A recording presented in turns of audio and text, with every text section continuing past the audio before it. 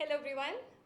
Welcome to this casual chit chat around a very interesting topic communications for civil society organizations. My name is Shreya. I am a communicator at Vikas Samvad.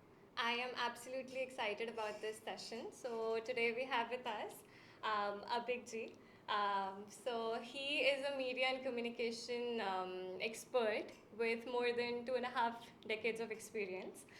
Currently, he is working with CRI and is the Associate General Manager for the media advocacy part. So, welcome, Abhikji. Thank you. So it's indeed a pleasure for me to, talk to you about my journey, my experiences, and my understanding, whatever limited understanding I have been able to gather over the past, 2.5 decades, as you said. So a little about myself before we get into your questions is I started my career in late 90s. I started in Anand Bazar Patrika and then moved on to, I spent quite a few years there, and then I moved on to audiovisual. I spent my years in ETV News, and then a couple of other, vernacular news channels based out of Kolkata. And in 2011, I took a decision to change my career, the career domain, I'd rather say. I am still working with the media and communications, but not with the mainstream media because I have shifted to CRI, Child Rights and You. As you know, it's a leading child rights organization among one of the biggest names in India, for that matter. And I'm so happy to let you know that CRI has a very, I would rather say, state-of-the-art media desk. I'm quite happy and proud of that. I work with a wonderful team. They're very, very, competent, and all of the team members, they come from media background. And if you ask me a one-liner, I'd rather say here what we do is we, talk about the good work that CRI is doing with children across. We have our presence in 19 states. So across all our intervention states, whatever we do, we reach out to the media and keep them posted about it. At the same time, we want to make sure that there is a higher level of mass awareness in terms of child rights scenario in India. And also, we try to ensure that the media fraternity, they are more accustomed to the child rights scenarios, and so that they sustainably carry these kind of stories, so that the people at large at the end of the day has a higher amount of knowledge regarding the scenario. So that's what I do. That's what my team does, actually. Yeah. Amazing. I am just so happy that CRI is doing such amazing work at the ground level. So I think in today's chit chat as well, we'll just dive a little more deeply into the importance of communication for civil society organizations. Like, how should they go about it? That if they should, what are the factors that they can work on, and what is the importance for small scale organizations which have just started or are trying to build themselves? So, what is the importance of communication for them in today's A scenario? very good question to start with, actually. Um, Very well articulated, but the question is nuanced in the sense that it has multiple layers. So I Of was just course. wondering from where we should take it up. Well, of course, you cannot think of doing anything without communication, be it development sector, be it the other sectors, the corporates, everywhere. Communication. So, if you go to the dictionary, it will say that it's about disseminating informations. Yes. But it's actually, it goes much beyond that. It's not only about disseminating information, it's also about uh, finding your friends, it's about winning people, it's about earning credibility for your organization or for your agenda, whatever agenda you are talking about. Uh, it is also about uh, building a resonating environment. It's also about increasing your reach and your acceptance. It is also about scaling up of what you do, because whatever you, ऐसा हो सकता है कि you are doing a great job but you are doing it alone, so its impact is very little or very localized. But when you communicate to others, when you reach out to other people, and at the end of the day, when you have some more people around you who are resonating or who are trying to do similar kind of things, you have a better workforce, a bigger workforce, and at the end of the day, you have a bigger impact, which is more easily visible. So it's also about scaling up. And yeah, without communication, you can't even think of all these things. So, of course, it's at the basic level of whatever you do, not only development sector job. So I think you have had a long experience in development sector. I'm still learning, I would rather say. You're still learning, but from the experiences that you've gathered till now, what do you think? Do you think CSOs give communication that much importance? Well, the answer is yes, and the answer is no. Because, so when you say CSO is it's actually a very, It's a wide, big, yeah. wide platform. Yeah. So there are multiple levels, there are multiple layers. So there are very big CSOs and there are the minute sa, chota sa, small level CSO. There are many mid-level players as well. So if you ask me whether all the CSOs, all the civil society organizations, they are equally giving importance to communication, the answer is no. But the thing is, over the last few years, to be more specific, over the last 5-6 years, there is a trend which is very, very heartening, that the CSOs are, at least they have taken a decision to take it up more seriously, which is very, very, it's a happy trend, I'd rather say. Better late than never, that they have understood the importance of having a trained and structured communication team, Yeah. a communication agenda, because without communication, as I just said, you are nowhere. The entire narrative you build or you want to build, it all comes from your communication strategy, your use of your communication tools. So that's the story. So Yeah. it's good to know that gradually more and more CSOs are taking it up seriously. Yeah. I'm quite happy about that. Exactly. The scenario is actually changing. They are giving importance to communication that it actually deserves. Yes. But then I think, as you said, a few players are only they have understood the importance of communication. But then, what do you think are the challenges that the other organizations they have been facing? Well, communication, the way we know communication, it is a specialist's job.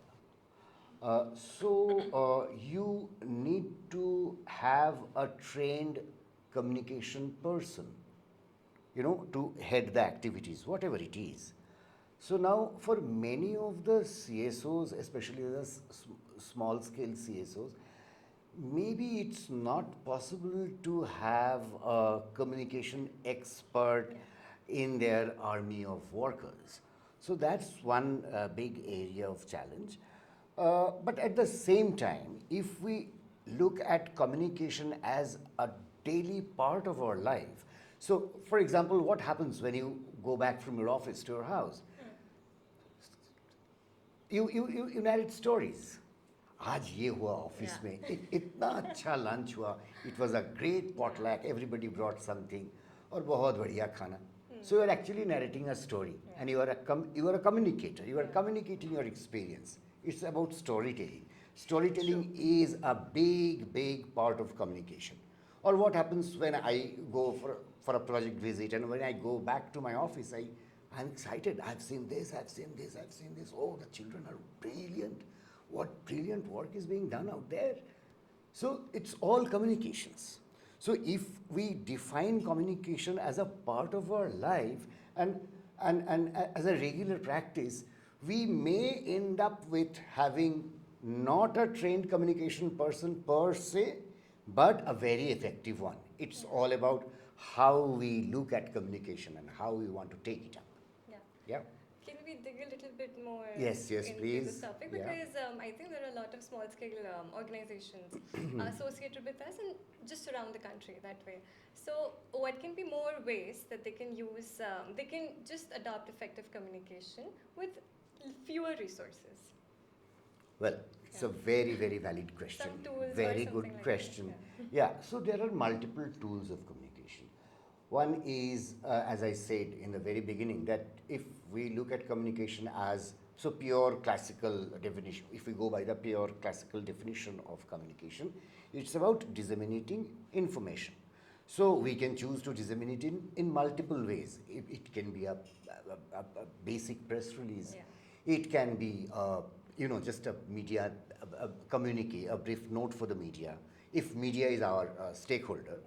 Yeah. It could be just a one-pager note on a particular thing. It could be, numbers of other things as well. It could be a one-on-one discussion. It could be, conclave kind of thing where we address a bigger number of people, or we can do a consultation. We can go for a consultation kind of things. We can do, submissions to the government, to the policy influencers level. We can rope in the media influencers, the bloggers. Yeah. So there are multiple. We can blog. We can write blogs. We can post it to our websites or whatever. We can use social media in a big way. Facebook is there. We have Twitters, we have LinkedIn, we have many other platforms, so we can use them. So a judicious mix of all these tools can, take us to the right platform, And because at the end of the day, you need to remember that you are speaking to many people from different walks of life. Yes. So it's very important. So of course, it's important that what you say, but at the same time, it's equally or more important that how you say it is.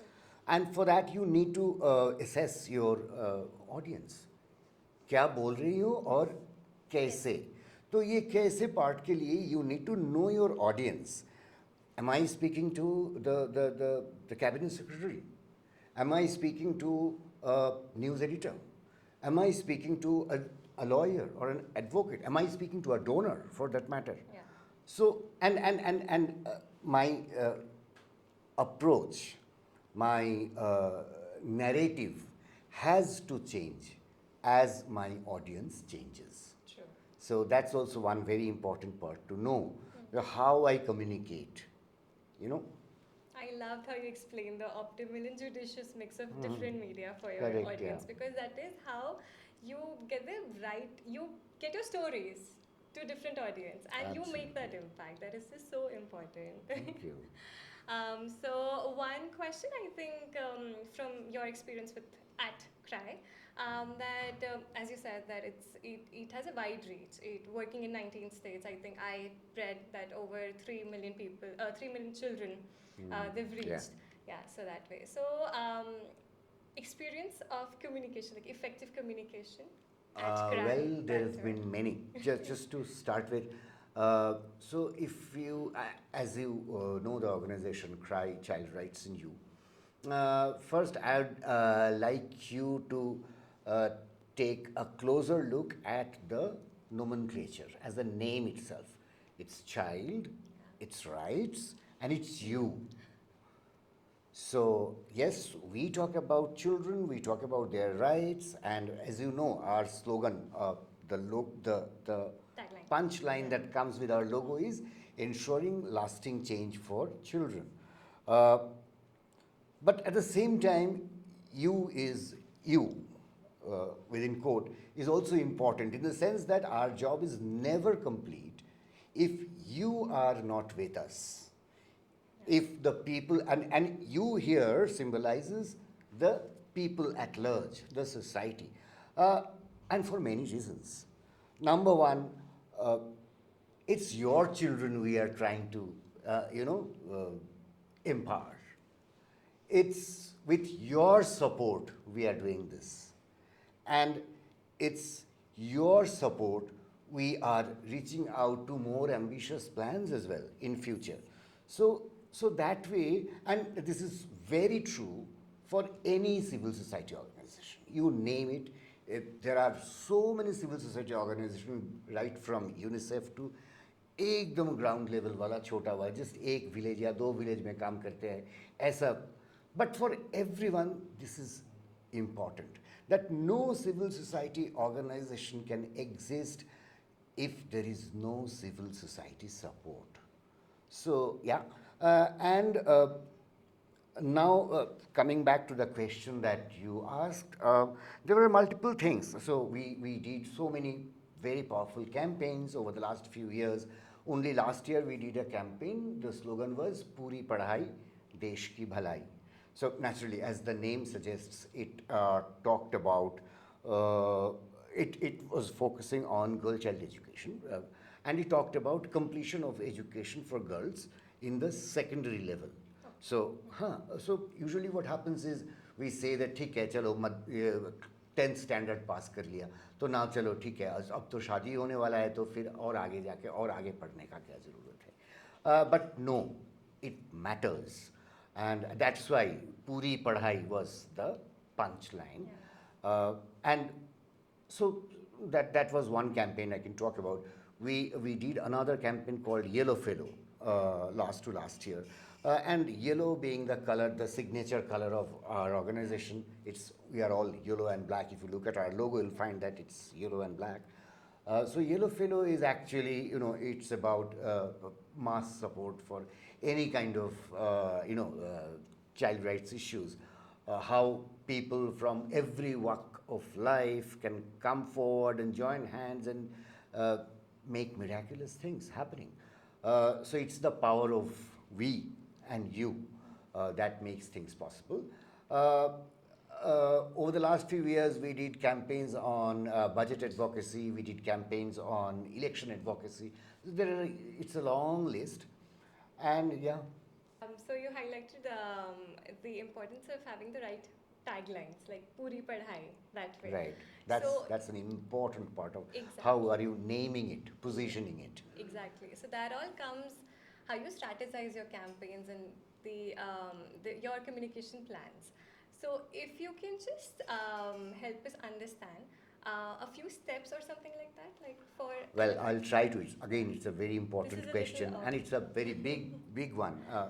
So, for your understanding, at CRY, we had two different communication teams. Okay.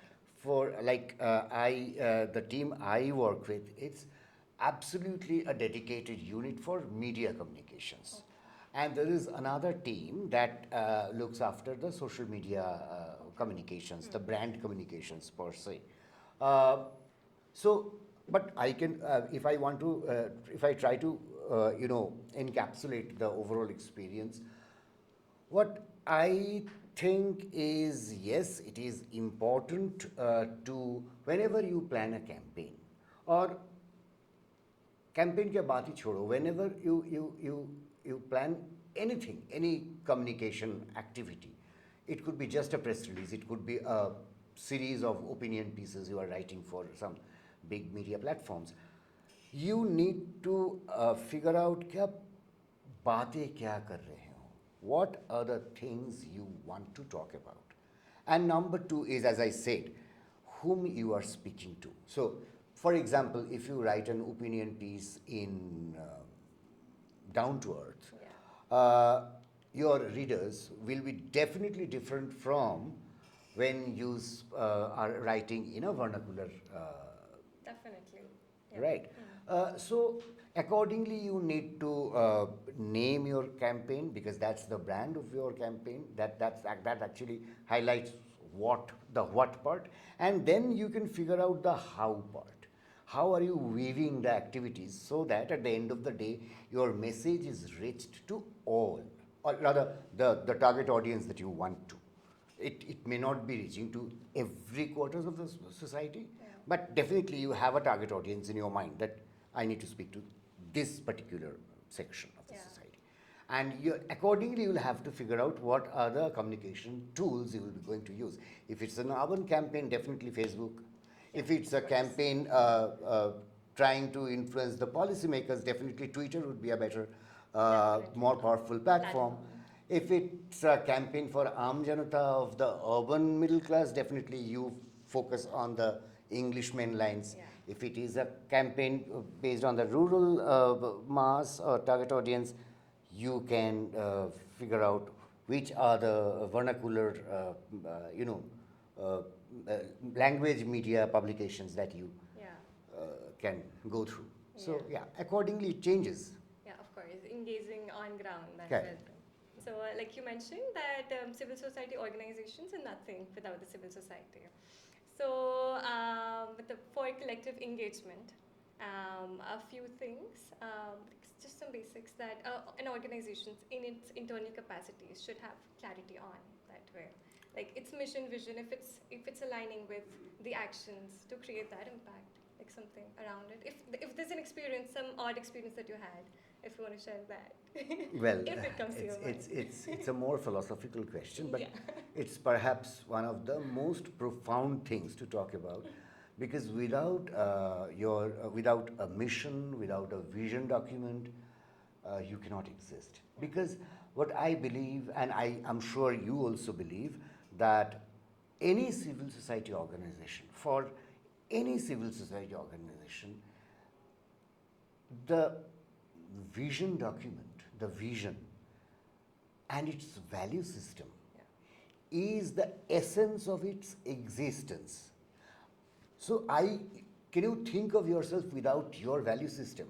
अगर value system गया तो बचा क्या? मतलब Exactly. you don't exist if you Yeah. don't have your value The system. humanness is gone. But Correct, Yeah. exactly. So, and when you look at the identity of a civil society organization, what is it that makes Amnesty Amnesty? What is it that makes UNICEF UNICEF? True. What is it that makes Greenpeace Greenpeace? Or what it is that makes Vikas Sambad Vikas Sambad? So that's the core of your existence. Without your value system, you are nowhere, number one. So value system has to be there. And then you build upon that. From your vision comes your, rather the other way around, from your value system comes your vision. Yeah. And from your vision comes your mission statement. What is the one-liner? What is it that you are investing your life, your everything, your time, your people, your energy, your, expertise? So once these things are there, then you figure out what is your strategy. Exactly. Yeah. So now you know karna kya hai.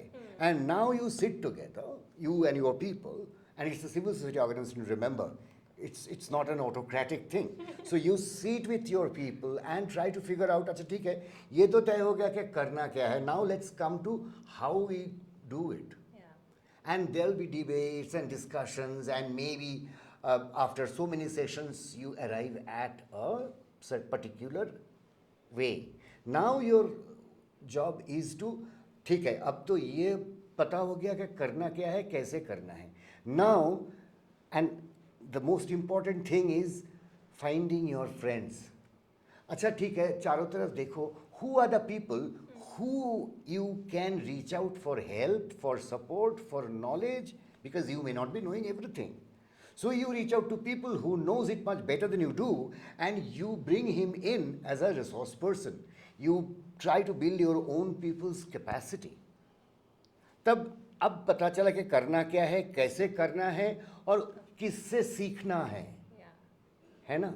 And the next thing is your strategizing activities, the programs, the roadmap to your growth. So I think these are the steps which actually, I'm not very sure whether I can answer your question properly, but that's what I learned here. So thank you so much, Abhijit, Thank you. for the kind and candid presence, Thank you. and for so kindly elaborating the things, the important factors that one should consider in a civil society organization, the ins and outs of it. So thank you so much for this. Thank you. Thank you so much.